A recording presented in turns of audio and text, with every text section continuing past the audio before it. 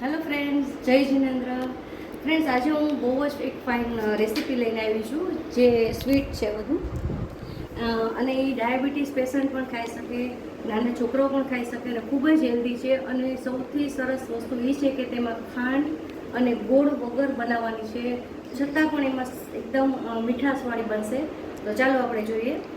ચાલો, હું આજે ઓટ્સનું એક બનાવવાની છે વેરાયટી, જેમાં ઓટ્સ છે, સિંગદાણા છે, ખજૂર છે, ઘી છે અને ડ્રાય ફ્રૂટ છે.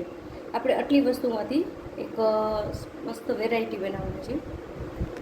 ચાલો, તો હવે આપણે છે ને પહેલાં સિંગદાણાને ડ્રાય રોસ્ટ જ કરવાના છે, જેના માટે મેં સિંગદાણા નાખ્યા છે અને 2 મિનિટ માટે પહેલાં સિંગદાણાને આવી રીતે ડ્રાય રોસ્ટ કરવાના છે. ત્યારબાદ જો આવી રીતે આપણે મગફળીને આવી રીતે શેકી અને 2 મિનિટ માટે કપડા ઉપર રાખી અને આપણે ફોતરા એને કાઢી નાખવાના છે. અને ત્યાર પછી આપણે આવી રીતે ઓટ્સને શેકશું. ઓટ્સને પણ આપણે આવી રીતના 2 મિનિટ માટે જ શેકવાના છે, કારણ કે આ થોડા રોસ્ટેડ જ છે આ ઓટ્સ. આપણે આવી રીતે મગફળીનું આવી રીતના ફોતરા કાઢી નાખશું. ચાલો, આ હવે રોસ્ટ થઈ ગયા છે બરાબર એકદમ.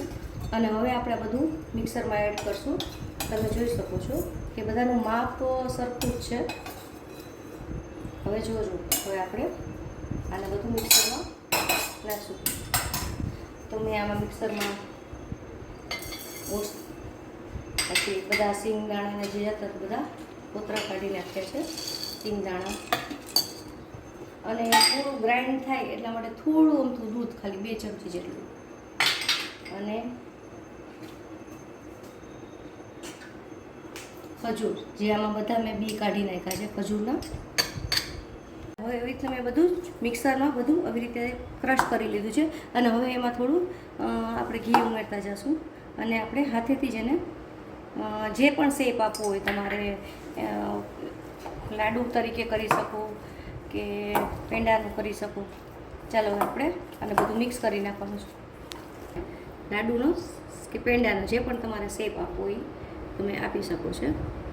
મેં અહીંયા આવી રીતે એને પેંડા જેવો શેપ આપ્યો છે.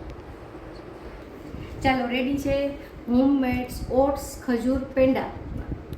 બહુ મસ્ત બને છે, જોઈ લો. ખાસ આ ડાયાબિટીસ પેશન્ટ માટે, અને જેને પણ નાના છોકરાઓને પણ મીઠું ખાવાનું મન થતું હોય તો તમે બિંદાસ આને આપી શકો છો.